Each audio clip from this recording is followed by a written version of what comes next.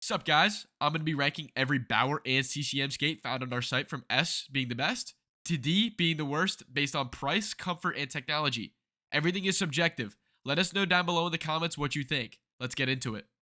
So we're going to do all the Bauer skates first, then move on to CCM, starting with the oldest and moving on to the newest releases. First up, we have the Bauer Vapor APX2, released in 2013. I have these in B because they're a little older and priced at $225. We think there's some better bang for your buck options. These skates were highly innovative in 2013, being the first to introduce the Toque Lightspeed Edge holders, which have that trigger, as well as the injected eyelet system, which are built into the skate's boot. These are two features still found in the skates today, like the flylights, so pretty cool. Next on the list are the Bauer Supreme Total One MX3s. These are going in S tier. Total One was Bauer's way of saying this product is top of the line, and these skates definitely live up to that. I'm a little biased as I had two pairs of these when I was younger, but they definitely were highly innovative in 2014, just like the APX2s. These also had the Lightspeed Edge holders, as well as the injected eyelets, but what was unique about these was the tongue and the T eyelets. These skates fit a wide range of foot shapes, and for the price, are a really awesome option. Next is the Bauer Vapor 1Xs released in 2015. Being put at A tier, these are a slight upgrade from the APX2s, generally coming with more blade as well as some comfort upgrades. Coming in at 260, we think these are a worthy upgrade from the APX2s, but not quite as solid as the MX3s or some other skates coming up. Next on the list, we have the Bauer Supreme 1Ss released in 2016. I put these in D tier, but these are very similar to the MX3s as far as technology, with the tongue and the T eyelets. But these also have a new Achilles tendon guard and an insert to adjust the flex of this guard. These went in D because I definitely think they fit less people's foot shape, and I think they look kind of odd, but these are still some great skates, just not my favorite. Next up, we have the Vapor 1Xs released in 2017. These are going in S tier. These have the same name as the Vapor 1Xs released in 2015, so they're commonly referred to as the 1X 2.0s. These are a slight upgrade to the 2015 1Xs, with an upgraded tongue that more people seem to enjoy over the original, as well as a cleaner look in my opinion. These are my personal favorite on the list, and of course I had two pairs of these, which I actually bought used both times. Next is the Supreme 2S Pros. Going in C, these are a definite upgrade to the 1Ss, with some comfort upgrades and a new tongue that is similar to the 2017 1Xs. These have the same tendon guard and eyelet as the 1Ss, but these are still only C because I don't think they fit too many people's foot shape, especially compared to the Vapor line.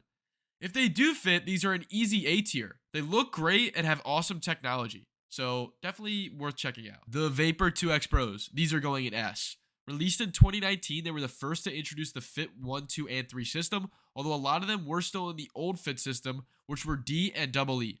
These are the first model to have the modern Vapor tendon guard that has some flex, but not as much as the Supremes, as well as the asymmetrical toe cap that removes some of the empty space surrounding the forefoot and toes. Definitely worth picking up. Next is the Supreme Ultrasonic, released in 2020. These are an easy S tier. The Ultrasonic is the pioneer model for the modern Supreme line, coming solely in the new Fit 1, 2, and 3 system. The boot shape was completely overhauled from the 2S Pro, and a bunch of new features were added with this release. To start, they removed the T eyelets, which they replaced with the classic circle eyelets. They upgraded the tendon guard to what is now the modern Supreme tendon guard. The tongue is also more favorable among the majority of people as far as comfort. Some weight and comfort improvements were made, and overall this skate was probably the biggest improvement from any predecessor since the 2011 APX upgraded to the 2013 APX2. Next is the hyperlights. These skates have some minimal yet noticeable upgrades over the 2X Pros. First, the eyelets add slits to improve flex, and the tongue was swapped out for a thicker tongue that is similar to the MX3. The main difference, and the sales point as noted in the name hyperlite, is the change to the curved composite.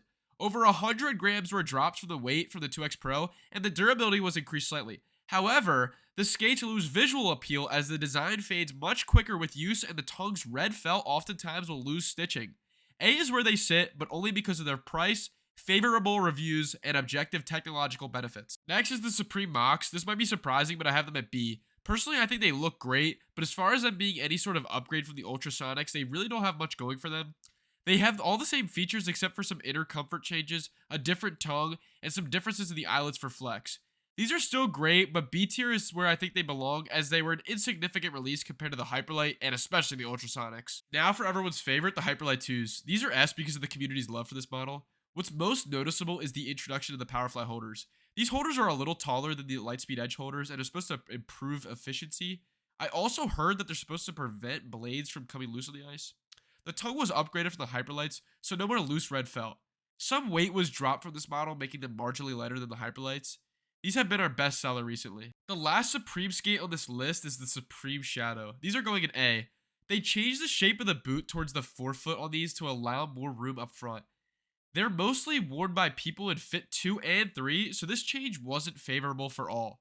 These skates look great and have a similar flex mechanism to the Mox.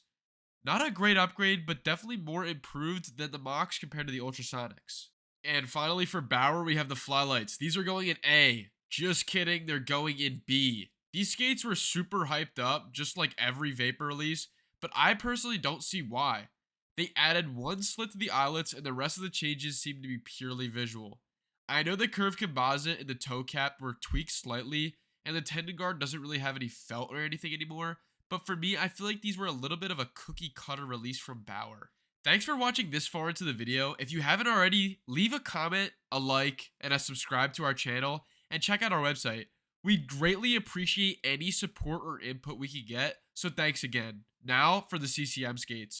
The first release we'll be talking about is the JetSpeed FT1s, which released in 2017.